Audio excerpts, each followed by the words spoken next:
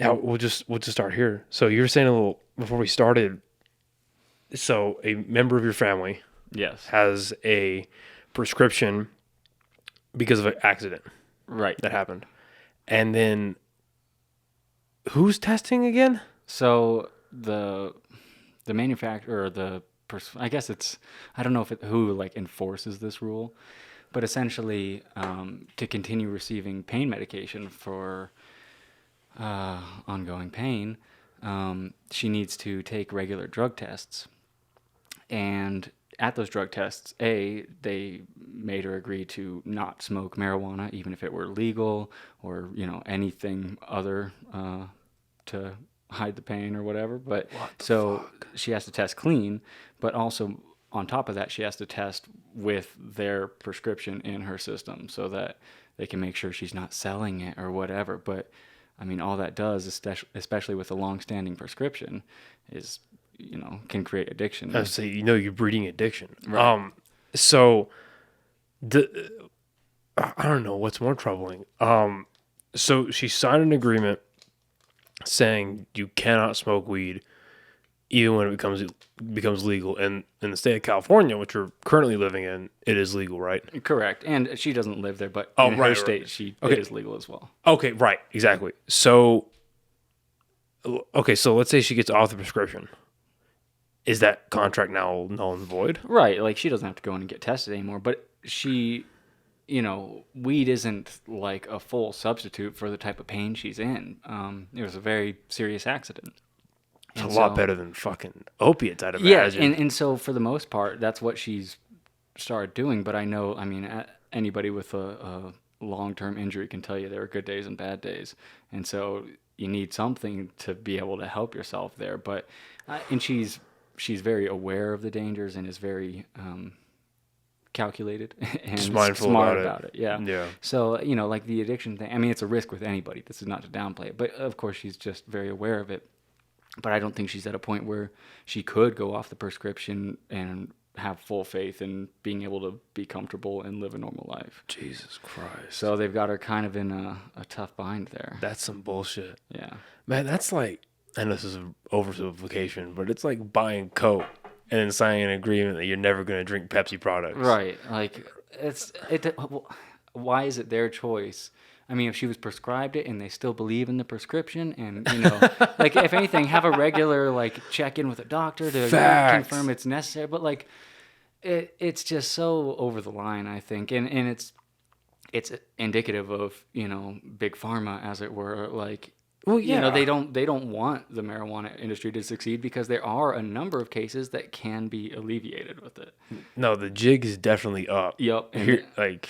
Sooner rather than later. Yeah, the days are numbered for sure. I forget the motherfucker's name, but way back in the day, like, for people who don't know, the reason why marijuana became legal is they wanted to make hemp illegal. And the dude who was running the newspapers, what was his fucking name? Do you remember his name? I don't remember it. So this dude was running the newspapers back in the 1800s and predominantly in the United States. And they were finding about hemp. And they were like, oh shit, well, hemp being a derivative from cannabis, we need to drop some legislation. Well, no, they didn't know about the cannabis part. Yeah, they did when they started writing legislation, right? And they're like, we need to make hemp illegal because that's going to run the paper business out of business. So they started writing the, what's it called? They started writing legislation together, and they're like, okay, it was a derivative of cannabis. You might as well make that illegal too, so they can't get the hemp. But like, they couldn't sell it on making cannabis illegal, so they had to make up a scarier name. Yep. So it became dirty Mexican tobacco, which roughly translates to marijuana. Yeah. And Jesus Christ. And now here we are. Fucking weed's illegal because of crony capitalism. Yeah.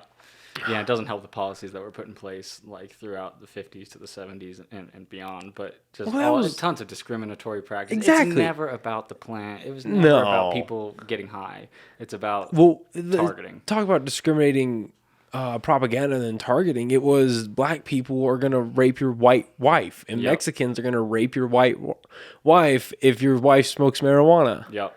It's ridiculous. It's disgusting. Oh my God. Anyway, fuck. That's a hell of a way to start. I'm glad you're finally fucking here, man. Dude, it's been crazy. Okay, because we're in September now, right? It is September. And we started this up in October of last year. Yeah, wow, that's kind of crazy because it's been a lot of content since a year. We're going a year, man. Yeah. That's fucking crazy. So, what is this IPA edition you're telling me about? So here I was in Flagstaff, Arizona, realizing I was going to be camping in a few days and I needed liquor. So we're shopping and the dude tells me it's on sale. But what it is a Jameson that apparently is finished in an IPA barrel. So it's pretty good. I mean, it's better than normal JMO, which is not my go-to. Pardon me? Yeah, Jameson is like, I think, just regular Jameson, probably the only whiskey now, especially since I like cut out soda. Like, I think Jameson regular is like the only whiskey that I would ever consider mixing again. Cheers. Cheers, buddy. Congrats. Hey, man. Hey. Yeah, so everyone, cause I get fucking messages to this day. Because I guess Family Guy made a joke about podcasts, made like an episode making fun of it, and they were like, "What's a staple of podcasting?" It was like A, B, and then the last defining trait was horrible audio, like horrible audio quality, right? Right. So ever since we got the gear and obviously made a few upgrades, I would get DMs and like, "Hey, your podcast sounds really fucking good." I'm like, and I've made it a point every time it comes up, it is not me, it's this guy. This guy makes it sound good. He told me which fucking equipment to get. He mixes it, throws it up on Spotify. So that's you, man. This is a joint fucking effort here. That is true. So congratulations to you. Thank you. It's been a lot of fun. Been challenging, but I think we've got some good ideas of where we want to go. Yeah. Some things we probably shouldn't talk about yet. But no, I agree. But yeah, cool stuff in the next year and a half. Yep. And it's cool to see like the fan base growing. Like it's actually steadily, the views are going up, listens are going up, and people love it. Yeah, no, I remember I was having one of many a shitty day, and this is maybe like back in May, maybe. Yeah, so we were like just getting through like episode probably 23, like as we releasing maybe. Right. 22 sounds more like it, and I get a video Snapchat from our mutual friend Garza. You know, shout out. What's up, Garza? If you're listening, what fucking up? Shout out. And he's living in a few places right now. Like he used to be in Ruidoso for a bit, went back to Brownsville. I think he went to Houston for a little bit. Or maybe he went to Austin for a bit, and now he's in Houston. Yeah, he's in Houston now. And he goes, "Yeah, man, I was at the store, like a gas station, and I struck up a conversation with a guy." He says, "Yeah, that's how he is. That's his personality." Right. And he's, "Yeah, struck up a conversation, started talking about podcasts." I was like, "Yeah, I got a buddy out of New Mexico. He runs one. He calls it OnlyKings." And the dude whipped out his phone. He goes, "Oh yeah, OnlyKings," and fucking whipped it out on Instagram or like YouTube or something. She's like, "Yeah, I listened to that a little bit." And I was like, "Wow, small world, man. It's crazy." Well, I remember one night too. You and I, we were going over our stats, and we had, what was our one listener from, like India? Yeah. Or like Pakistan or some shit. Worldwide, baby. Yeah. We out here. I think that number's grown. I mean, we are, when I was last updating Spotify, I was checking out the stats, and we're all over and a lot of views, honestly. And I haven't looked at it because we filmed this shit ton. And it's a good problem to have. Right. It's a good problem to have, but I felt bad because like I filmed over the course of maybe a month and a half or so, I filmed like 8 episodes. Yeah, it was nuts. And for our release schedule, that's ridiculous. Right. And I didn't think about that. I just had people who were down. I was about it, and I love doing it. And this is like a fucking sprint whenever I do it. The process is definitely a marathon, but like when I'm in it, it's just a sprint, right? Like get as much done as you can, and all this shit. And I get done with that like month and a half stint, and I'm like, fuck. And so I had to force myself to like, I knocked out like, I think 4 episodes of editing and all that stuff, the thumbnails, and I just stopped for like a month and for a good 2 months now. I stopped because I just had to take a break. Yeah. I just had to take a fucking break, and I was like, I have so much content. I have so much shit. And then fucking Spider-Man, the trailer came out. And I was like, okay, I got to do that. Yep. But yeah, no, it's been fucking crazy, dude. It's been real fucking crazy. I haven't looked. I think I'll do that tonight before I go to bed. I haven't seen our Spotify stuff yet. Yeah, it's looking good. Yeah. Not to mention YouTube. I mean, we got some hits. Yeah. Some bangers. Yeah. That was really weird. Because like we don't have like a huge fan base by any sense of imagination, and I like saying we do because I like stroking the ego a little bit, but in the grand scheme, but it was so strange because we hit a lull for a while, and we were maybe breaking 50, right? And then out of nowhere, Springer went up to like 160. I was like, oh, wait, out of all the episodes, you guys chose like that one's hilarious, and I fucking love that guy to death. Don't get me wrong. But like I got like a fucking psychologist for you people. I got an actress for you people. But no, you want the drunk white dude. Like what the fuck? Well, let's give the people what they want. Yes, sir.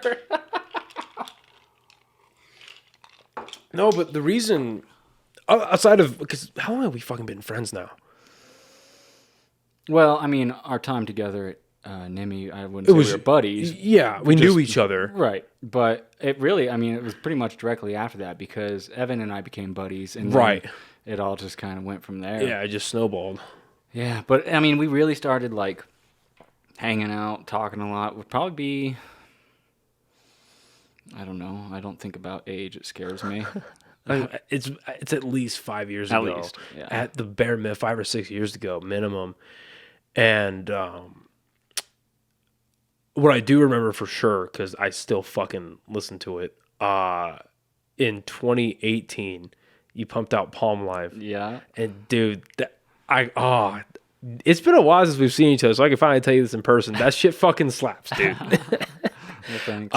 For those of you who don't know, because I haven't talked about it too much on the podcast, but Mr. J here is also a musician, and as you can see on his shirt, Alky, that's his musician name, his stage name, however you want to call it. Yeah. Your rapper name. Yeah.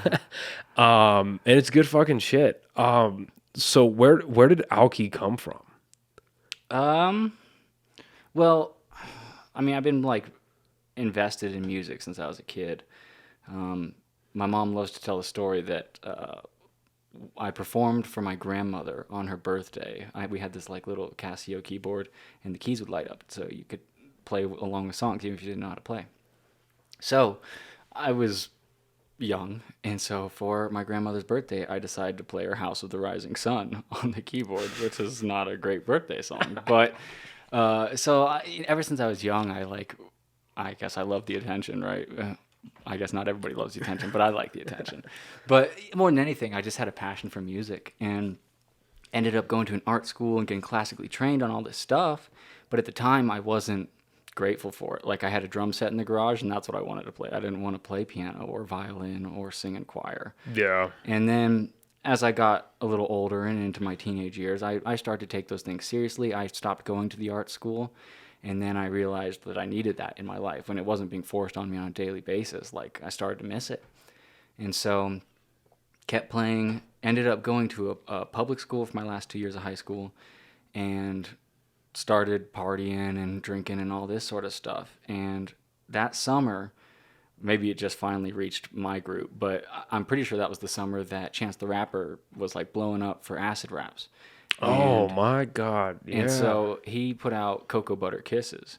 And I had been like recording some YouTube videos just under my regular name, just either garbage I wrote or bad covers, whatever, with just like a camcorder, not even like a legit recording. Right. But I was posting it, just making stuff. And I was like, I was sold. I'm like, I'm going to just do this. My buddy Scott had been putting out music for a few years that he'd been like producing and recording professionally. And it sounded amazing. So I'm like, I want to do that. Like, that's what I want to do. And so I'm like, I just need to find a pen name. And the first line in Cocoa Butter Kisses, which I really like and relate to, but is Okie Dokie Alky, and he goes from there. So I was like, Alky, like, that's not bad. Hey, that's pretty cool. And then, of course, being the IT nerd, I'm like checking the SEO on Alky. Like, do I have any competitors? Like, how can I promote this? And it ended up working out pretty well. And so, yeah, Alky, I mean, I'm not necessarily an alcoholic, which is, of course, what it's short for, but it's more, I definitely struggle with addictive tendencies and that sort of mindset. And so it's sort of representative of that, I guess. But, no shit. Yeah, I guess. And now I've been doing it since 2016, 2017, so 4 or 5 years. Damn. It's starting to fly. It's wild. But yeah, it's been a ride. It's been crazy. I've had times where I had 10,000 monthly listeners. I've got like right now 169 last I just checked. Hey, but yeah, it just has its waves, and of course my relationship with it has waves too. But it's been fun. It's been interesting. Yeah, I was gonna say, because like you were putting out stuff pretty consistently, and then just like everything else creative, the pandemic kind of put a little on it. Right. Yeah, and I it's been really tough because a lot of my music, it's really like almost a journal entries from those periods of my life, right? Like I'll get in a situation or some sort of mood or emotion or mindset, and the only way I can express it and get over it is to make a song about it and to record it. Whether it's a good song or not, it does the trick. So I put them out. But so my music library starts when I was in a dark place. I put out a few songs. Shit went real south for me real quick, and then when I came back from it, I decided I was going to do it more, and you can like literally chart my mental health progress through my music. It's kind of crazy. The total tone has changed and the lyrics and everything. But so that kind of happened post meltdown, and then Palm Life came around. Your fave. That's like I love Self-Destruct. I do. I adore that. But like, there's something about Palm Life that like, I don't know. Oh, yeah, it just does it. Palm Life, I get that, and it holds a very special place in my heart for a few reasons. But first and foremost, it was the last album or EP I produced front to back myself. Every track on it, every instrument, everything. I sampled some stuff like a friend of mine's vocals for XORX. It was an Instagram clip she posted of just her playing guitar, and I'm like, that would be a sick chorus. So I got her permission, and I literally just like ripped it off Instagram and fucked with it. But that whole EP, it's not really an album, but that whole EP is like probably some of my most raw music that I put out, and I still stand by a lot of what I said on it. And like I've thought about it often, like maybe I should go back and make the same songs, but now with the technical skills I have now, so that they sound how I wish they sounded. Right. But still the songs they are today. But yeah, Palm Life, I thought was going to be this huge game changer for me, and in a lot of ways it was. But I ended up doing a release party for it and put on a whole show that literally no one came to. So I knew these people at this venue, so we had a deal, and they wanted to put on a show, and I told them, okay, I can get these local acts. I know a few kind of like D-list celebrities who could maybe perform if I pay them and whatever. And I wasn't here to make a profit. I was here to just do it and hopefully maybe get some fans in the process. But so I book this venue and book all these artists and get everything sorted out. The venue gets a liquor license, which is thousands of dollars for the night. They buy thousands of dollars of liquor. And so the whole plot was that there would be it was pretty much like a 5 or 6 artist mini festival in the course of one night. Like everybody just had like a 45-minute set, and it was just back to back to back. So I had this headliner who was supposed to kind of pull fans, who was, like I said, D-list celeb. And then literally the day before, he'd been kind of ghosting me for like the 2 weeks. I'd already paid him, of course, but he'd been ghosting me for the last couple of weeks. And then the day before, he's like, "Yeah, bro, not gonna make it." And I was like, "All right, I see." So I had to scramble to cover it. But all the other local artists who came out, they had some fans who came out, and like I had friends and family who came out, which is nice, and I really appreciate the support. But I was hoping I would draw at least one unfamiliar face, or somebody from the other sets would stick around so I could maybe, show what I got to them. And that wasn't the case. So by the end of the night, the room was empty, just blinding lights going off from the stage, and I was having a meltdown, and only my family was there, and like I said, some friends. And my DJ talked me into it. He's like, "Bro, we're here to do a show. We got to do the show." And I'm like, You're right. Let's do it. Right. So I go out and I perform Palm Life for its debut, and it went all right. I was still like super emotional, so I was performing like shit, but everybody when I was done was super supportive and said they liked it, and I do think I put on a pretty good show, but yeah, and then what ended up happening is my dad actually lived in Alaska at the time, and he flew in. He flew in like every 6 months to visit, and it was birthday season because it was March when it happened, and our family's birthday season, and so he moved his flight a couple days earlier so he could like come to the show and make it, which meant a lot to me. Yeah. And then that ended up being the last time I saw him before he passed away. Jesus that Christ. show. So Palm Life is like, I've got a lot of feelings about Palm Life. Fuck yeah. But, I mean, damn, that night became a lot more loaded than I thought it was going to. Yeah. Damn. Well, and that's like, I think that's super important with it. I think that's one of the more raw tellings that I've heard of, like, because, celebrities are like, yeah, well, I was doing nothing in the beginning, then I made it, and it's always I did nothing, and now I'm fucking Leonardo DiCaprio, right? Or I'm DJ Khaled or whoever, and I think that does happen, Sure. that definitely does happen, whether or not it's as, like, sad and sappy as they want to make it, because it's always the generic kind of spiel they give in interviews, they give in even like in concerts when they just boast about themselves. But I don't think anyone's ever been as open as that. Like, that's some real shit, dude. You got to go through that shit. Yeah, and it fucked me up for a minute, and that stopped me from making music for a hot minute. What did you pull out of that though? Like, what did you learn? I mean, for one, thank fucking God I did the show. Yeah. Like, I don't know what I would have done if I hadn't. Right. Yeah. And so I'm thankful for that. So shout out DJ Marcus, Marcus Aurelius. Look him up. He's great. He's got residencies. Go see him. No, but seriously, man, thank you for talking me into that. And thanks to all my family and friends who were there to have my back, anyways. But it really, like, I shut off after my dad passed away for a hot minute. And like I said, I had a meltdown. I had a lot of, like I said, addictive tendencies. And I didn't want to fall back into those, and I didn't. But it just made me dull and numb for a long time and confused. And just, like, I already had enough existential crises and worrying about mortality, like, on the regular, that just, like, turned it up to 11. Right. And so finally, I decided to write music about it. And so I did, I think it's on In Youth We Trust. That came after Palm Life, right? I should know this. It's my discography. Yeah. Yeah, I think it did. So In Youth We Trust. I don't have my trustworthy Jamie, so I'll look it up while you're talking about it. You're good. But there's a track on there called Too Fast. Or no, is it? No. Oh my God, I've got it totally mixed up. So it was Self-Destruct after Palm Life, where I wrote, it's Why is it not taking me to you? It's like at the end of the album. I really should know my own music. This is terrible. Yes, it came. Yeah, that was after Palm Life.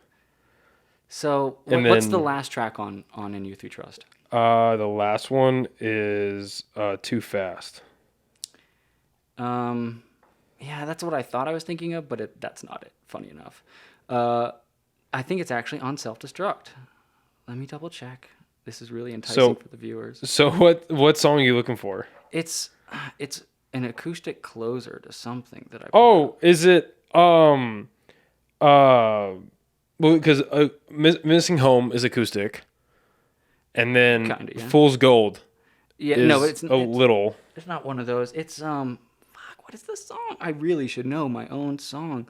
Okay, let me just look at them real quick. Come Undone off Self-Destruct. Come Undone. That was the song that really got me through it, because I had a lot of unresolved things with my dad, like no relationship is perfect 100% of the times, and if it ends early, then you're left hanging. So that was the song that I used to really kind of come back from it and like realize that I could make music again. And then I decided to just pump out the album and go from there. I did make In Youth We Trust after Palm Life, and that was kind of like an experiment. You hear what I hear? Yeah. Is it a phone? I feel like it's our phones. Get them away. Yeah. I feel. Thought about to go out the garage. Whoops. Anyway, continue. Well, it was just an experiment where I made all the tracks with one producer only. This kid from Denmark. He's probably 15 or 16 now. But when I met him, he was 13. And he's just like a god producer. And he's getting better and better every day. So, At fucking 13? right. He's insane. So shout out Youth Dom. He's out there. But I wanted to make an EP to celebrate him. So I named it In Youth We Trust. And every track on it was produced by him. That's crazy. And that one's full of bangers. But that didn't have the one that I was thinking of. Because that one was really just like me trying to force things to happen.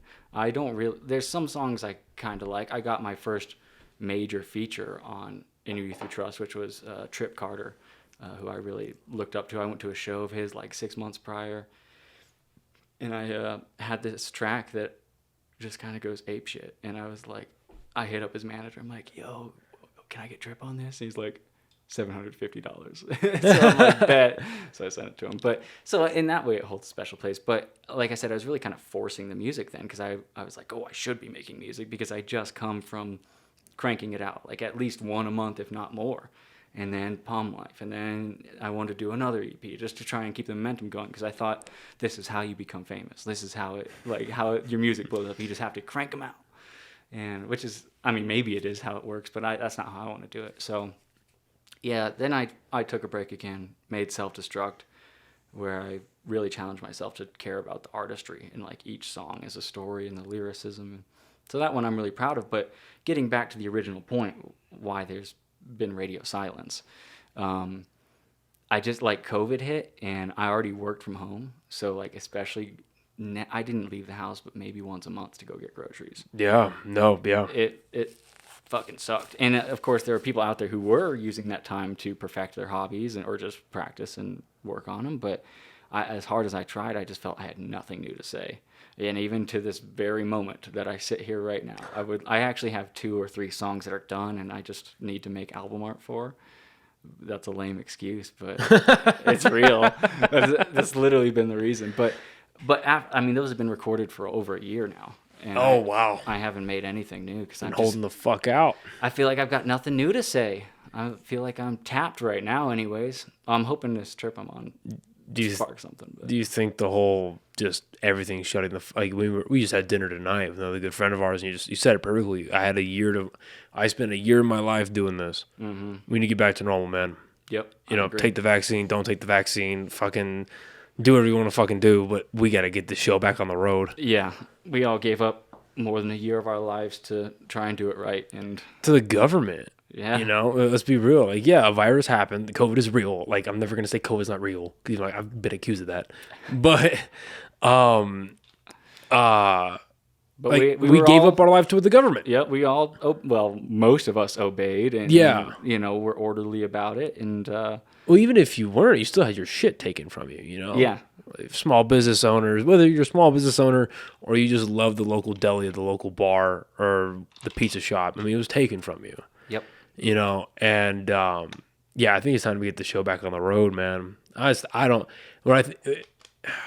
much as I think not civil disobedience, but just like disobeying the government is kind of like an American trait. Hell yeah. But I just think it's like kind of like we were talking tonight. Like tonight at that pizza joint we just went to, right? Mm-hmm. There were people wearing masks in there. Right. There were people that weren't wearing masks. Right. Did anyone fuck with anybody? No. We just went about our time. And guess what? Nobody got hurt. Right. Like, there weren't any riots about it. And I really do think that if the government or the media just shut the fuck up, that is how the country would be from probably now to the next decade. Well, that could be said of almost any social issue. If the media would shut the fuck up, yeah, you're not riling your base, and then you're not trained to hate somebody you live next to. It's so dumb. Like, I'm pretty sure nobody wants to kill anybody over a mask. I'm sure there's somebody, but I really hope not. And if you are thinking of killing somebody over wearing a mask, reconsider. Yeah, right. But if the media would just get out of our way. Yes. And let us just live our fucking lives. Well, you were telling me earlier that a way you've reduced anxiety in your life is by muting all notifications on your phone. Yeah, dude, that's some real fucking shit. Not that I'm a popular guy, but I just got to the point where I was like, I'm getting so many like Facebook notifications and Instagram and Snapchat and like thank God I still never will. Thank God I never got on Twitter. Yeah. But like I'm getting all these and then there's like the random ones where it's like from your game center on the iPhone, or it's like Netflix that a new show came out, or the miscellaneous apps that you forgot you had. Right. My phone would just blow the fuck up. And then like in the mornings when I would wake up and I've got all this shit, I'm like it was fucked because for the longest time, I mean, we grew up with smartphones, right? So like, I don't know how it was for you, but like, I know growing up as a teenager, like I would look at that shit and get excited. Like, oh shit. It's a dopamine hit. Yeah. Look at all the, oh my God, so many people. And then, it's a bunch of BS. But then I started like really looking at it like, why am I happy about this? Who gives a fuck? So yeah, I killed my notifications, and the only things that go through are text messages, regular calls, and then God bless fucking the good night sleep mode on the iPhone. Dude, I fucking love that thing. Yep. And I've got one number that goes through, and if you're not that number, then get fucked. Like, right, yeah. I don't know anyone in my life in this city that if an emergency went down, except for that one person, that if an emergency went down, they couldn't call somebody else. Yep. You know what I mean? If I'm the first person that you're calling, dude, you are boned. Yeah, I can't help you at this point. What you want me to do? And so like, I'm gonna turn this down a little bit. Yeah, man, I'm loud. I'm a loud motherfucker. That's cool. You right on it. I could join you. I'm a loud motherfucker. But yeah, and what was I saying? Oh, about the calls. Yeah. So, and actually, last night we tried that out because she was leaving, and I guess she forgot something, and I had my phone on fucking do not disturb. I was right there, about to sleep, and then it fucking went off, and I was like, fuck, and I answered, I was like, oh, it works. Okay, cool. So shit goes down. Like now I know it's gonna fucking work. Nice. But no, try it, dude. Like my life has gotten like so much better, like with that element of social media taken out of it. Right. 110%. Well, I mean, we talk about the media, creating divide and riling their base and speaking to their disciples, right? The people who believe in their side are going to watch their side. And that's true of traditional like news media, CNN and Fox News and all that shit. But the same, I mean, social media and all the shit that comes through on your phone is in the same category. It's all outside influence. Yeah. Coming and dumping shit on you. And that one sleeps with you. Yep. And it's on your person at all times. Yeah, and nobody turns it off. Nope. Like I don't know one person that's like consciously turns off their phone. No. It's just because it's dead.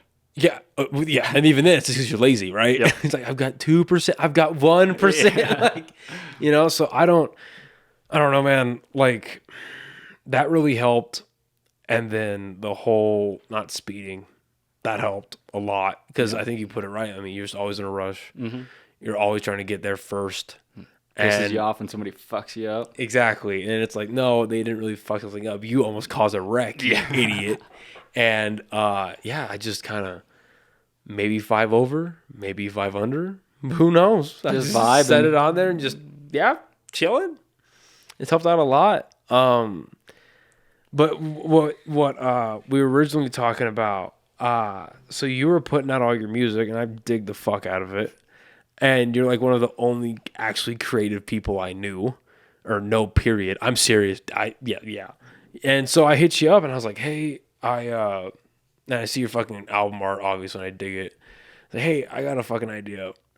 I just need a logo and maybe like an intro. I don't know what the fuck I was doing, but this is all I need, and it sent me on my way. And you were kind enough to be like, you know what? We'll just produce this thing, and if and when we'll worry about $50. And it's a fucking behemoth, man. It is. It's no small undertaking. I underestimated it. Yeah. I thought it was just we're gonna talk and then I'm gonna upload and then we're gonna all have a good day. Right. And I tell the story all the fucking time because I think it is hilarious. You texted me when we finished our first episode, And when it was upstairs in the kitchen, me and Joey, we felt so proud. I felt so proud. I was like, yeah, we're doing it. That's how you start something. Just start it. Any Instagram fucking motivation. And then I get a text back from like a week later. And you're like, bro, this video is orange. And we know I'm not releasing this. I'm like, oh, what's the problem? What's wrong with it? And then you had to break it down for me how like you were like breaking up the audio tracks to make them that was like awful. to make them like sync. Because to give people a perspective, oh my God. The video cameras that I bought, they didn't have a brand. Fuck. You didn't know this? I thought I told you. Knew. It's yeah. just the way you said. So I bought them off of eBay for $25 a pop. Quality right from the start. Yeah, and the box is a little white box. I wish I should have kept one. It's a little white box, and it said video camera. That's all it fucking said. And I'd play it, or we record it, and I'd play it on my laptop. Oh my God, it was maybe registering 19 frames. Yep, at like 480. Yeah. Oh my God. And the motherfucker advertised 1080p too. And I had like set it to 1080p, but it did not fucking collect. And because I'm stupid, I don't know shit about tech. And I'm like, oh, well, yeah, an hour, 2 hour long podcast, good quality. I'll get that right over on fucking Google Drive or what we first tried to use and it was bullshit. Dropbox. Dropbox is garbage. Yeah. It really is. So just put it on Dropbox, go over in about an hour. He'll be able to do it. God. We tried transferring. I remember we had this conversation when I was going to the gym one night. I tried transferring one video file. I think this was from Jason's episode. And literally, it would have saved us more time for me to drive to California with the fucking SD card, let you do it, and then drive back. Yeah. Yeah, the data, it's insane. How, like, I have just a file that's probably more than 50% of my SSD storage. I've got 2 terabytes in my PC, and at least one of it is like all the root audio files, the mastered audio files. When we were doing video clips together and all that, like, oh my God, it's so much. And I mean, we've got it streamlined now better. But yeah, more or less. There's a few things we got to tweak, but yeah, I think we have a decent system. I agree. That laptop, God bless it. It's about to go.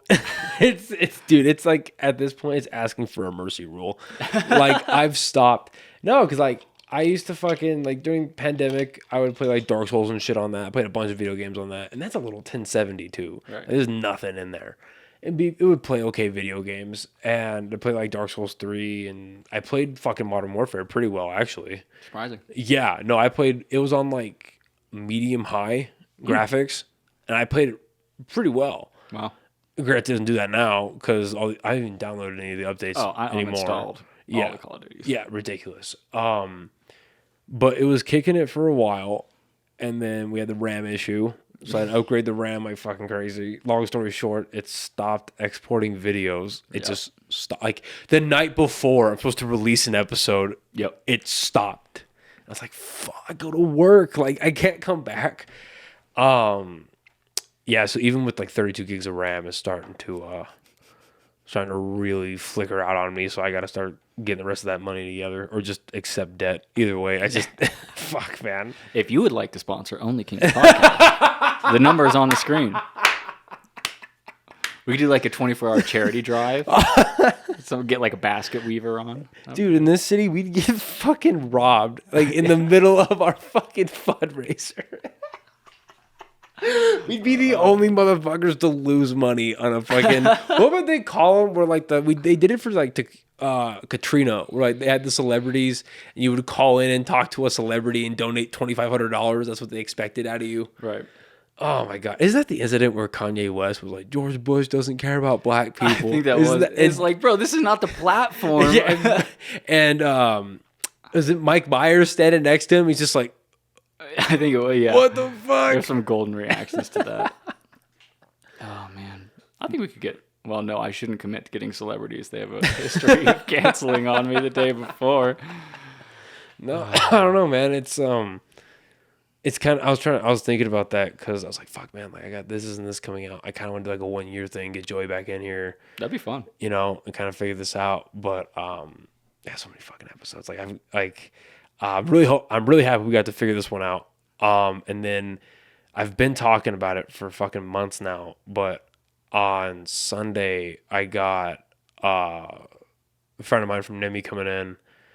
She's a Marine DI. Oh, nice. Yeah, so I'm gonna have her, and that'll be pretty fun. That'll be awesome. And I got a couple other guests that I'm not willing to really like about yet, but it's pretty cool. Thank God for Zoom.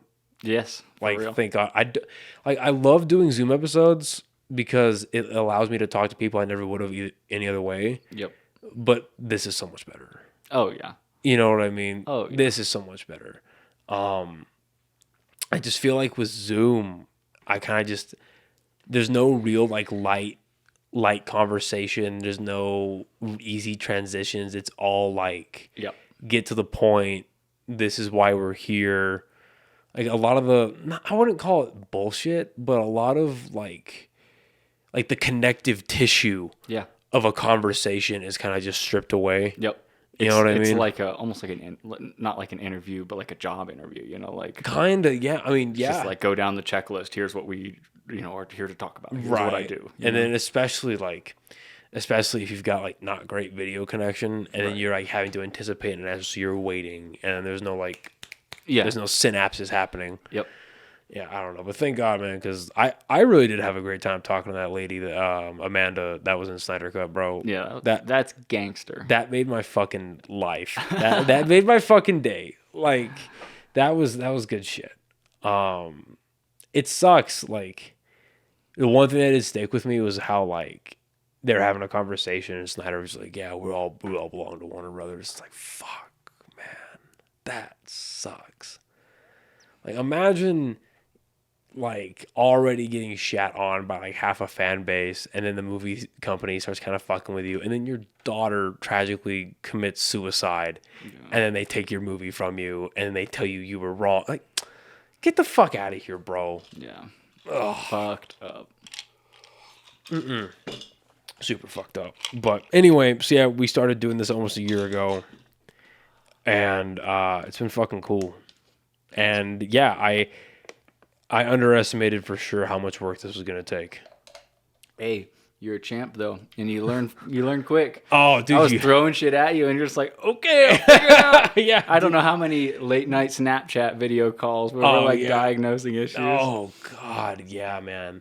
Yeah, and I could not get DaVinci down. I gave up so fast. I think I took more time installing and deleting that than I did actually on that app. Yeah, but no, it's been dope, dude. Yeah, this has been a real fucking dope time. So like you said a little earlier, you're going on. Was this your second motorcycle trip, isn't it? Yeah. So when was the first one? About a year ago to the days. Like on my Snapchat history right now is like my last year's trip. Okay, so where did you go you just went up and down Cali, right? No. So that trip we left out of Las Vegas and rode up through Utah up to like Grand Tetons and Yellowstone. Oh shit! And then wait, that's right. I remember you talking about this, right? Yeah, and then we cut west. We were originally going to cut west all the way to Oregon, come down PCH back to Vegas, but California, as usual during this season, is on fire, and excuse me. And so we ended up meeting. I'm listening. I just noticed a light went out. No, you're good. Because, we're on a shoestring here. Yeah, you're good. So, yeah, we met a bunch of people on our trip that, hey, there I am. I'm lit. I met a bunch of people on the trip who were actually, like, fleeing that part of Cali who were like, it's too smoky. We had to get out of it on motorcycles themselves. So we're like, well, we probably shouldn't go riding through that. So we ended up going down through southeast Utah and dipping into Colorado a bit and then back to Vegas.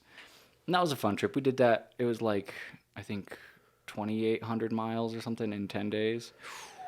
And then, I did that with my stepmom. And then we're here doing another trip. I fell in love with the bike I rented last year, so I went out and bought myself one. And yeah, so what are you riding around on now? my touring bike is a Harley Road Glide special, and it's been great. It's super comfortable. I've got a bad back from a car wreck when I was younger, and like I can just vibe on that bike. It is really nice. Wow. And it's like my stepmom calls it the road limo because I've got like a backrest on it. I've Yeah. got my speakers. I've got a cooler in my saddlebag where I keep snacks. Like I'm living life on that thing.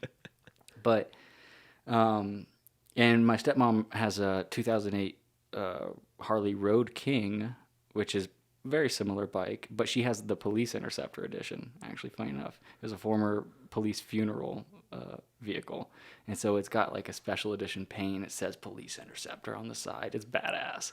I'm like, you ever are selling this bike, you better call me first. That's legit. Yeah, it's gangster. But so we headed off out of Phoenix this last Monday, whatever day that was, the 13th, maybe, something of like September, that. something like that. Yeah.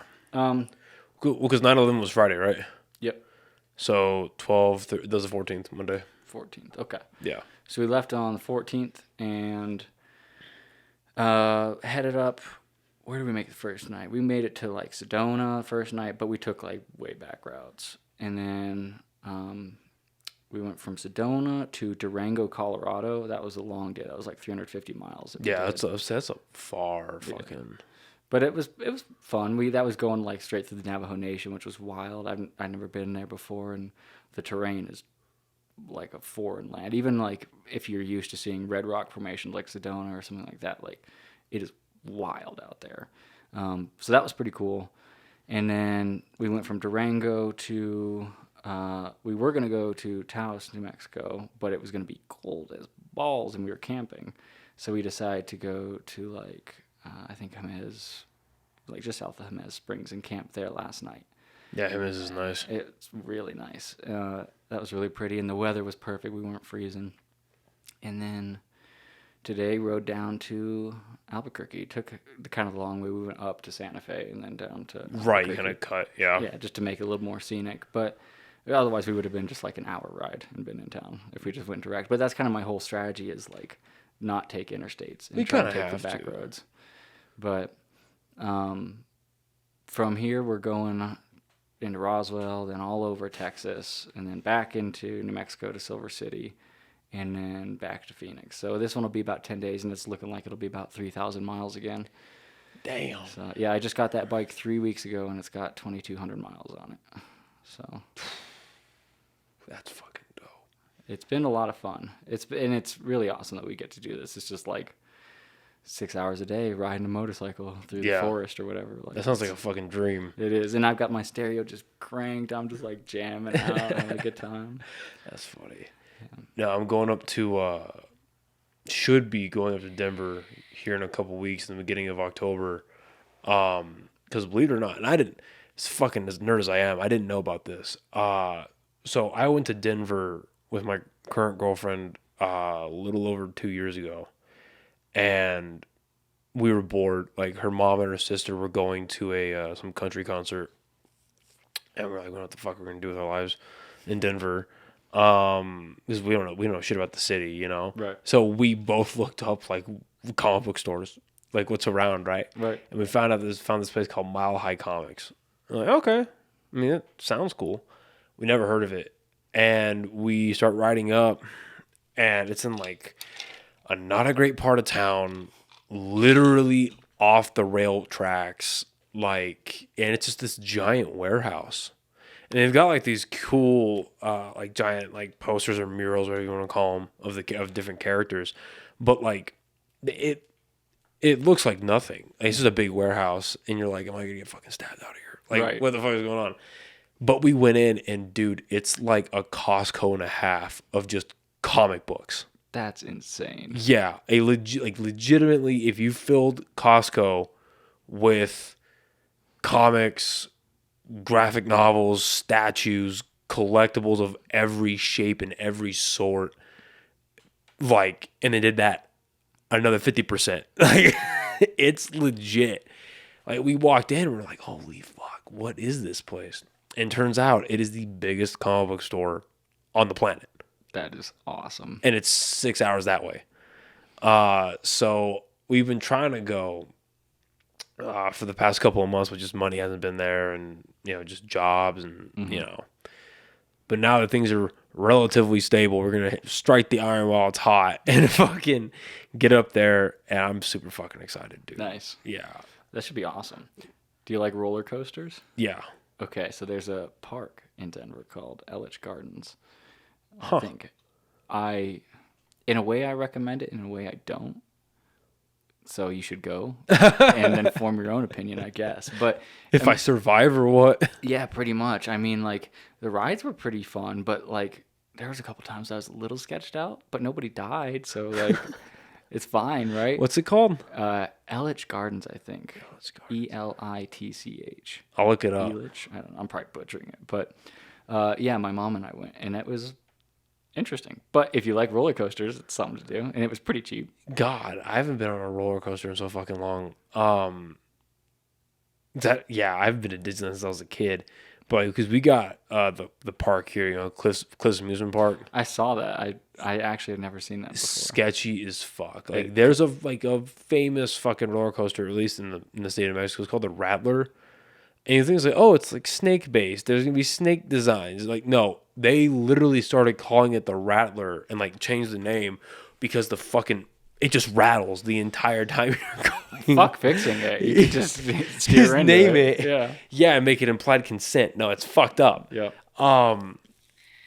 They have to check that out because like I remember we went up there and we found that, and we found like this little like hole, like legitimate. The door might as well be a hole in the wall. Pizza place called Sexy Pizza, and dude, you walk in and like I just hope that I haven't really looked it up, but I hope that place is still open. 'Cause I know fucking Colorado got hit pretty hard, well, as we all did, but Yeah. because their fucking weed business went under. Yeah.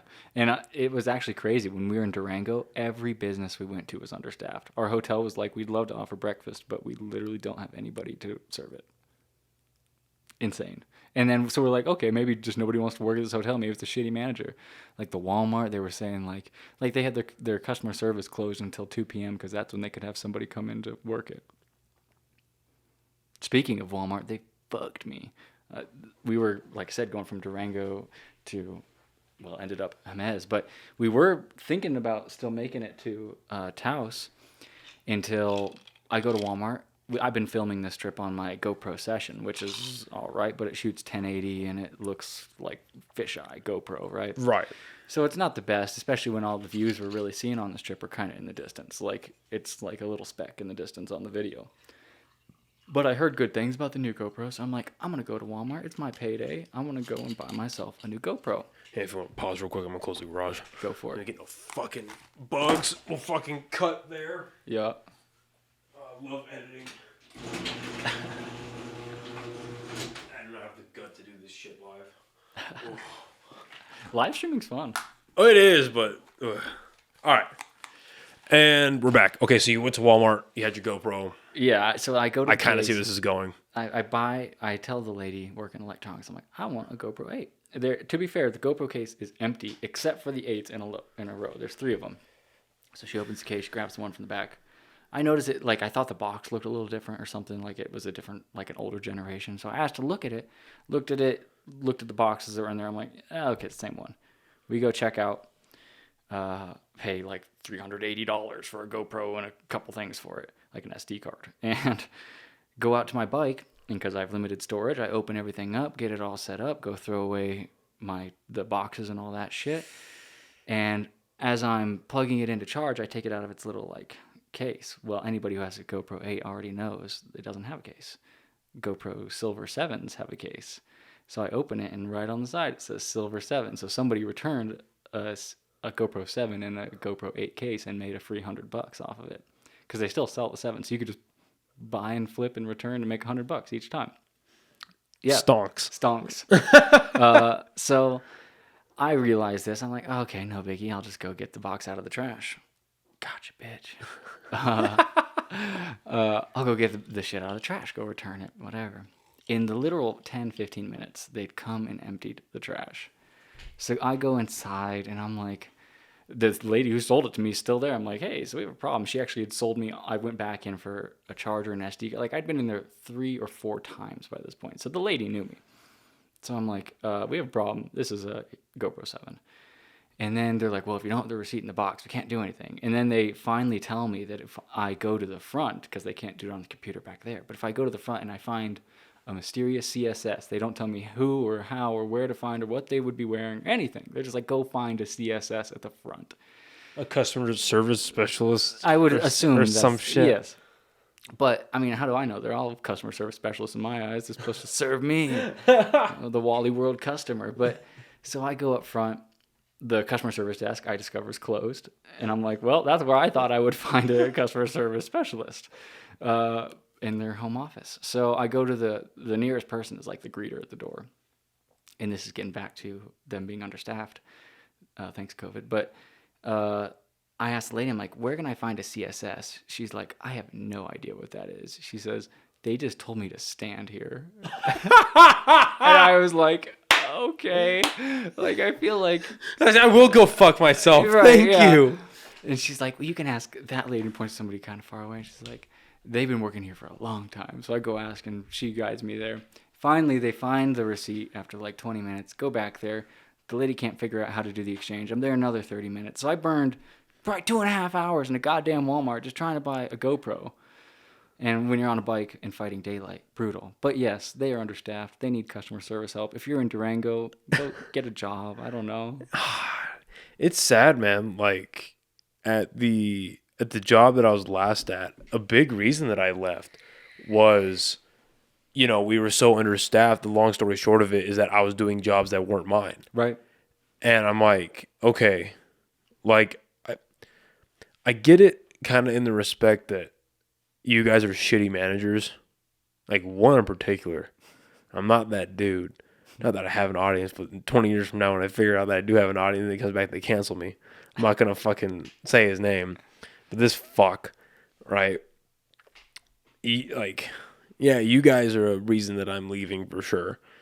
But like, for the remaining staff that you guys do have, you guys aren't I'm not saying they should pay us more. I'm not saying we should get extra whatever. No. A thank you. Or like, just don't treat me like shit today. Right. That would be dope. That would be pretty cool. You know what I mean? Just don't treat me like shit today. But what did they do? They fucked around. They treated me like shit. So I was like, all right, well, you guys can. Yep. So I went and got a better job. But dude, like, because the place that I used to work at, it was a caregiving service for people like mental disabilities and shit, right? Everything's ranging from like fucking autism, Down syndrome, fucking like legitimate mental retardation. And like the people that set out and willingly and some even happily become like caregivers and shit for that, I'm like, fuck yeah. Fuck yeah. Because that's not me. Like, that's not me. Like, I'm not that dude. You know what I mean? Like, I'm tough gig. It's a tough fucking gig. And so I'm over here like, and I told the people that hired me that, I was like, look, I'll help out, but like, I'm not day staff. Like, I'm not that dude. And that's why, like, when I first got there, you know, and my job was to manage these, like, I bet at the end it was like 3 houses and like anywhere between like 6 to 8 staff members. Real small operation. Right. And so any fucking staff member, regardless if they're directly mine or not, I just treated those people like gold. So I was like, you know, if and when people call in sick, don't show up at all, which we had a lot. Right. Don't show up at all. We need these people. And like, that's how it started, right? It was like, yeah, I know you worked a 12-hour shift today. This is like at 7 o'clock. I know you work a 12-hour shift. Could you come in? Like, literally, I'm not going to make this up. They would make people do 12 hours. And then ask, let's say they got off at 9, right? It's a 9 to 9 shift. They would ask them to come back at like 2 a.m. and work from like 2 to 3 the next day. Ridiculous. Yeah, but these people would do it. Well, yeah, because if you treat your employees right, they're invested themselves. Well, not only that, but they make some extra coin, right? Because of like the overtime or whatever. And they would do that. But like these people, like, they they like revolve their lives around this fucking job. And I'm Right. like, all right, cool. Like, whatever. I know who to count on. But then like some of the good staff that we had just started quitting because of the higher management just treating them like it. And they even started treating me like shit because, like, one example, you know, we had managers like rotate being on call during the weekends. Right. And it soon became Noah's basically never not on call. And I was like, whatever. Fucking, I need money to pay my bills, whatever, right? I literally had 1 weekend off a month. It's fucking bullshit. That is. Yeah, it's bullshit. And mind you, I'm only getting paid for 40 hours a week. And by the end of this gig, I was working like 50 to 60. Right. Easy. And so like they started, not that like they should never treat me like staff, but like, no, like they, as shitty as they were treating staff, and I tried to prevent that, they started treating me that way, right? So they're spreading the love. Right. And it went in the beginning, it started with, hey, this guy didn't come in. Are you free to come in from fucking no, right? It went from that to, hey, Noah, this person didn't show up. Let us know when you get there. Like, that's fucked. Let me know when you get there. Yeah. And see, now I would get this text at like 10:30 at night. Yeah. Right. And it happened like multiple times. So I'm over here like, when I was awake, because like it is past my bedtime right now. Let me tell you, I'm an early bird now. Except for when my chick is over, I'm a fucking early bird. But I'm looking at this shit like, yo, it is past my bedtime, and I'm not gonna answer you. Yep. Fucking go fuck yourself. Like you guys treat me like shit. And then it would also have to like I woke up in the morning and I just start that's when I started like noticing it like affected like my mood a little bit, you know, like. Not enough to like really affect like my mental health, but like it would just start out my day shitty. You know what I mean? And then like so I look at that and I just be like, the fucking audacity. Yeah, for real. The fucking audacity. Like, because they would send me like one text like that, and then it would be like in a group chat, right? No text would respond from anybody replying or their conversations, whatever. And then like sometimes they would bitch at me the next day. But like what really annoyed me was like the one boss. He would like he would send texts like that, but he would like treat me like garbage, whether it was over the phone, text message, whatever. Like this, it's like, hey, how's it going? How are you doing? And I'm like, dude, I need this money. I need this fucking money. Yeah. And you are not worth losing my fucking livelihood over. Yeah. You know? So I was like, nah, fuck that, bro. I don't know. And like today, like, don't get me wrong. I know you can fucking relate to this. Like, don't get me wrong. I'm glad to have the job that I have. Right. I got a good pay raise. It's with a good company. Like, I think this one can actually fucking work out in the long term, right? In one way or another. But dude, I sat down. I'm like, this is my first time in my life. Like at NIMI, the job I was telling you about, I had an office, right? And the only other jobs that I've had, like a warehouse thing, driving forklifts, or like in the service industry. Right. And even this last job, I didn't have a fucking office. I was just bouncing around. I'd work half from my house, half from my house. Maybe I'd be at the fucking office, whatever. But I never had like an office to myself, right? We just had like a big conference room. But today, I sat down for the very first time in a fucking cubicle. And I like sat down. I logged into my computer. I kind of set some things up. I'm just doing training today, right? I'm doing training for the next 4 weeks. I'm just like setting up my training stuff, trying to do this, that, and the other. And I'm listening to this bullshit conversation that's going on.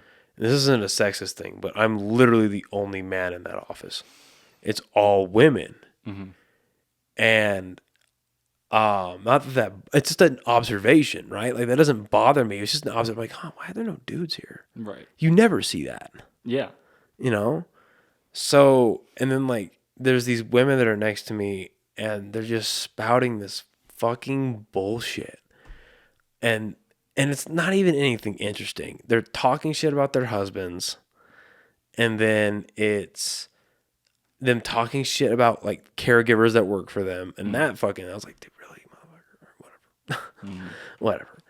And, because I work for another caregiving service now, right? Before it's more for like senior living, and to top it all off, they're like, the Alexa's not working, is it? I'll fix it. You know, I'm like, all right, whatever. And Alexa, play the Stevie Nicks radio. And I'm like, oh. And then like, but the lady I work for is pretty dope. She seems pretty cool. Nice. And of course, like, little office problems happened. My email didn't work. I had to talk to HR. I had to and I'm like going through all this, and I'm like, I do not want this for the rest of my life. I cannot do office jobs, man. It is not for me. I can't do like I said, like the money is generous, especially for like the lack of experience that I have in the field and just with today's economy. You know, I'm glad to have a job. I truly am. But holy shit. Yeah. I cannot do an office job, dude. I cannot do this for the rest of my life. Yeah, that's a big mood. It drives me nuts. I end up just not showing up to work, or I'll show up at 2 p.m. and leave at 5 still. Yeah. Like I cannot be 9 to 5, sit at my desk, be busy. No.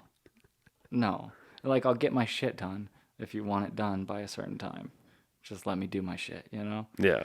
I've been doing work from home, and that's been better. But even still, it's just like, honestly, what it is for me is the monotony of working for somebody else.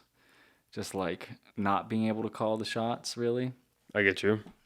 That's why we've got to, I don't know, sell more OnlyKings merch or something so we can. Dude, fucking Evan, he like we bitch about money. He'll go, nah, man, when those OnlyKings stickers take off, we gonna be okay. But where do you think that comes from for you? For like, you know, I want to be in charge. I don't want to deal with an office with people and their priorities and their.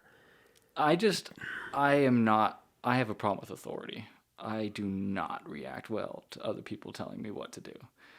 I'm totally happy to be a leader and to guide and have a team and have staff and even kind of shitty ones. Because I agree with you. Like, you got to treat your people well. Because A, they're what you got. Yeah. And B, you know, treating them like shit's not going to help anything. So, yeah. And you wouldn't want to be treated like shit at your job. So I agree with all that. And I like working with people sometimes. I'm not much of a team player, but I like a collaborative effort, right, where everybody's kind of in their own specialty. And then we come together and say, what's the big picture and how do we get there? I like that. But yeah, it's just, I don't know. I've always had a problem with authority. I just don't like being told what to do, even if it's the right thing to do. I'm like, fuck you, just because you said. But yeah, I don't know. And working in software, like, I get so many clients who don't know what they want or whatever. Just build the app. Just build it. We want it to like do a couple things, and then you start, and then it's a never-ending merry-go-round of once bullshit. They figure out what you can do, right? It's like, oh, I want this, but then I want that, but no, not that. Yep. Yes, that, but in blue, like literally. And it's just exhausting to like slave away at something that's not even your own at the end of the day. Like, I've got apps that I'm working on and have worked on that I am immensely proud of, but I can't even like claim, I don't even have access to the source code anymore because I don't work at the companies. Jesus. But they were like my baby, my child. And like in my current gig, I am the only developer handling like an entire department's worth of shit and building 3 new products from the ground up for them. Jesus. And I don't have any stock in the company or anything like that. But yet they're landing multi-million-dollar contracts. Yeah. But I get paid my salary, which again is generous. And I'm blessed to have a job and I'm thankful for it. It is soul numbing, you know? Like, no, yeah. I cannot spend the rest of my life, you know, working for the paycheck just to hope I can pursue what I want to do in my remaining wee hours of the night, you know? Oh, fuck. Yeah. Like, there's not enough time in the day to hate what you're doing. Yeah. So. Well, even if like, so you bring up 2 points that are really good. The first one being like, you're doing something and you don't feel like, either you feel like you can't or you aren't, because that's just the reality of the situation. Like, you're not owning it. right? You know, you can't. It's not tangible to you. And I was having this conversation a couple nights ago where we were talking about like, well, what's really like perpetuating the mental health problem? Right. Because I think the start of it's a lot of things. There's not one thing, but what's perpetuating it? And I think a real problem is like if you look in history, the American workplace, no matter what you're doing, like these people, at least from what we're told, maybe it's propaganda, who the fuck knows? Who knows? But like what we were told is that these people gave a fuck about what they're doing. Right. Whether it was that you or me? I think it was you. Is that me? Why? I don't have some gay little It was you, wasn't it? work. Oh, the new work phone. Yes. They got you hot. That might have been fucking important, actually. Nope, not important. Anyway. Excellent. Yes. Anyway, and even if it was, I'm in training right now. Who cares? But like back then, they gave a shit about what they were doing, whether it was they're taking care of their own farm, their ranch, whatever it is, or they're in the factories during World War II. Right. Or they were still on their in their farms and their ranches during World War II making the food. Mm-hmm. You know, they were all working towards the betterment of the country, and you felt like you were part of that community. And I think that's kind of been a thing up until like maybe the 60s or the 70s. And that's when because the factory started shutting down and everything started getting outsourced, like the small little bits and pieces. And then you go into like the 80s and the 90s with Silicon Valley starting to pick back up. And people, I feel like people really looked at Silicon Valley and was like, well, that's for the people that are too smart. Only the smart people can go there. And only the smart people can make like money for themselves. And then it's so weird looking at it now because when people think of celebrity, they think they're dumbasses. Mm-hmm. You know, they're not exactly far off. But most of them are a bunch of fucking airheads. I don't know their left from their right tit. Right. And they're just bumbling through life and they magically made a couple $1 million. Right. And sadly, for some of them, that's true. You know, they just suddenly got famous. Right. Like, I hear about a new 16 to 20-year-old pop star or like TikTok, whatever. And I'm like, what? But what did they do? Right. Like, seriously, like, what did these people do other than dance to somebody else's music for like 5 seconds? Couldn't have said it better myself. You know, like Genuinely. the only real like young star that I can kind of cut some slack for is Billie Eilish. Yeah. I can kind of cut some slack for that because they went viral off of some shit that her and her brother made. Right. And I don't know about that last album, but that first main one she put out. Well, It was just her and her brother. yes and no. Her parents are both in the music industry, so they were in professional recording studios and got it mixed and mastered and released professionally. The Ocean Eyes? Yeah. All of that. It was her brother produces her music to this day. And he's talented and she's talented, and that's not to take away from it. However, it's definitely a little look at the come up story that they have when they're from a very successful, wealthy, well-connected family. No shit. Yeah. Man, I really wish we had fucking Joey here to look this shit up. What the fuck? Really? Yeah. Because wasn't that the same thing with Bieber? Didn't his mom? Yeah, he pretty much paid some money, and I mean, he was doing well on YouTube kind of without it, but not what the people, when you think of like, oh, Justin Bieber started on YouTube, you think of him getting millions and millions of views. Yeah. That's post deals have been made. But, you know, his parents saw the talent and all that, and I don't think there's anything inherently wrong with that. I mean, to be real, that's life. I mean, people have opportunities that other people don't. And Right. if you don't take advantage of it, you're foolish and it's wasteful, and then you're more of an asshole. Yeah, I agree. No, I'm literally about to say that. I agree. So, you know, but I think bullshit in the story is a little Interesting. iffy. But yeah, same thing happened with Bieber, you know, and to this day, I mean, I don't know how much Bieber writes of his own stuff, but when he started, he didn't write anything. He just sang the songs that were handed to him. So fucking They're lighting you up. Bye-bye to that one. Anyway, no, I agree. And kind of like fluffing up the story towards like a real rags to riches thing. Like, Right. I feel like that kind of died with 90s like gangster rap. Yeah, because those were people who were literally from The the ghettos. depths of poverty. Like the And then ghettos. somehow got discovered through, just the timing is right. I guess the white people in the record offices decided, that we could make money. Yeah. Sell this, Yeah.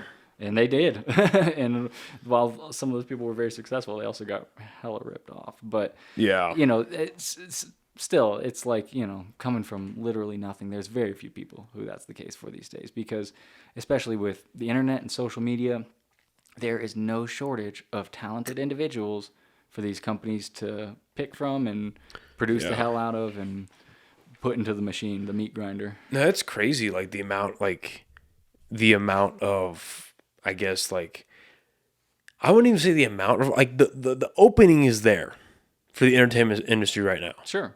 And I feel like it's going to stay open. I agree. Because I think the entertainment industry, whether it's music or movies or video games, technology finally caught up with the potential. Mm-hmm. And now it's accessible to everybody. And now it's everywhere. Yeah. Yeah. And I mean, who would have thought you could watch a movie on your phone? Right. You know what I mean? And then let alone have it be like of some sort of quality. Right. And that's insane. Yeah. I remember the iPod video came out. Mm-hmm. And everyone thought that was the groundbreaking. Like, we're never going to get it better than this. Yeah. But now you can watch. I mean, I watch Snyder Cut on my phone all the fucking time. I fucking love it. I love it. And so I think the hole is definitely there, but it's just how many people make it through. Yeah. And yeah, I agree. There's always real, raw, talented individuals who don't have that kind of backing, and you can find them. And it's easier than ever to find them. So in a way, like, that's the blessing of the internet. But there's also so much other competition. It's a lot. So it's really like rolling the dice. But it's still there. You're still in the game. You're still in the game. You're not totally disqualified. I mean, it was true in like the early 2000s and pretty much prior to the internet. Like, if you didn't get signed by the record label, you're done. That's it. Yeah. You're not going anywhere. Well, I forget who said it, but I think a real interesting way they put it, like, with the music industry was like, you're no longer competing with like the dudes on your block or like the people in your city. Like, if you release music now, you are effectively asking audiences, hey, would you rather listen to me or your literal favorite band? Right. Drake just put out a new song, but I'm also on your release radar. Exactly. Who do you want to listen to? Yeah. Like, me or the Beatles? Like, or God knows who else, what do people like these days? But like, I like how that's what you go to for when you think of what people like these days is the Beatles. the Beatles is the shit. No, I agree. I love yeah. the Beatles, but I don't know. Well, because everyone loves the Beatles. People hate John Lennon, but people love the Beatles. Yeah. And it's a weird time, and I don't think it's going away anytime soon. I think for the entertainment industry to kind of start closing up again, it'll have to take technology kind of plateauing. Mm-hmm. And they've got the plans for the next 20 years of this technology. They're just slowly creeping it out because you can't do everything at once. Right. You make no money. That's my foot, yeah. No, you're good. Wicked fart. But yeah, I don't know, man. It's crazy just how much, like, I think as of February or April of this year, there's 1.9 million podcasts. And you are listening to this one. Yeah. Isn't that crazy? That is nuts. Like, really nuts. Because I think the one of the redeeming factors anyway of podcasting is, I think, when the next revolution happens in America, because it might very well happen in our lifetime with the way things are going, sadly. We can't just sit down and talk about things. It's just going to, spark off. But, I think this will be like the new radio. I agree. This will be how information is spread. And it's like, oh, well, the top podcaster said this, so this must be true. Yeah. Because they found it from this source and this source and this source. Like, I would love it. I don't think this will ever really happen. But it would be my dream come true if fucking CNN and Fox and MSNBC, all those cocksuckers went bankrupt. And then all those cranky little news anchors, because they don't do journalism. They get fed things. They're a personality. You think Tucker Carlson's ever really gone out and done journalism in the last 20 years? No. No, he's a personality.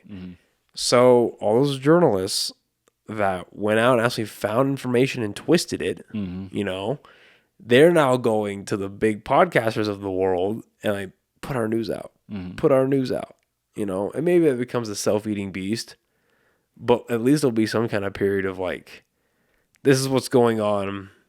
This is my opinion. Do with it as you will. Yeah. You know? I agree. I don't think podcasting is going anywhere, and I don't think it's in its heyday yet. It's having a great time, but I don't think just it is ramping either. up. Yeah, I don't think it is either. Well, I think it's funny because like this has definitely been spearheaded by Rogan. Oh, for sure, because everybody gets it in their YouTube recommended, a stupid Joe Rogan clip. Or, Yeah. You know, some like Alex Jones on Joe Rogan. You're gonna click that. Yeah. And then, you watch enough of how casual the format is and all that, and it's just like, I could do that. I've got a buddy. We could get together. We could That's literally talk this came about from. Yeah. Literally. So here we are, knocking off Joe Rogan. Oh, yeah, right. I've never even wanted to have had the opportunity. No. But like, you're right. And I think because the media thinks like that whole ivermectin thing just happened. Right. And I think when the media thinks they're going to do that, he's one of the dudes you can't cancel. Right. Like, I don't think anybody thinks he's like a pedophile or he's a predator or anything like that. He's not, right? He's just kind of an idiot. He's a dude. Yeah. He's just a dude, you know? And him trying to cancel him or attack him over taking ivermectin, that's only going to make him more popular. Yeah. And then B, why would anybody whose news platform is you have to get all of your information out between 3 and 5 minutes can even try to compete with somebody who can explain their point in as much time as they want and they have quadrupled the audience? Yeah. How do you think you can beat that? You can't. Yeah, you can't. But I mean, in that sense, you're saying, there could be this heyday of, the big media companies at least losing their influence, if not going bankrupt, right? They'll lose their influence if I don't know if they ever go bankrupt because our government's corrupt, but they will lose influence. Agreed. But those same bad actors can very well make an appearance on popular podcasts or create their own and still feed to the same channels just through the new format. So it's only a matter of time before, corruption is everywhere. It's unbeatable, right? There's always somebody who's trying to screw somebody else over for their own benefit. Yeah. So, no platform is safe, but you're right. Like, he is just a dude, and he is free to do whatever he wants, say whatever he wants, think whatever he wants. And it just so happens that he's got a huge audience, and it could be anybody who does that. And $100 million contract from Spotify. Yeah. He's got that fuck you money. Oh, he had fuck you money before. Now he's got fuck you money. Yeah, like a capital F, fuck you money. I wish I had that kind of money. Yeah. I don't know. It's going to be interesting to see where this platform goes. It is. And because, like, the real reason why I bring him up is, like, yeah, he's spearheading it, but, like, it's, like, him and his friends. Mm. You know? Like, I think the only real outlier from that, excuse me, the real outlier from that is Call Me Daddy. I forget what that girl's name is. The blonde chick. You ever heard of that podcast? So it's the #1 podcast listened amongst females. Okay. And so Call Her Daddy. And it's imagine like the most macho, beefiest Joe Rogan episode, but flipped for women. Okay. That's what it is. And I like it. I mean, it's cool like hearing like a female perspective on shit, like a raw, like what do they think about like different sexual shit, or what do they think about like feminism or like whatever.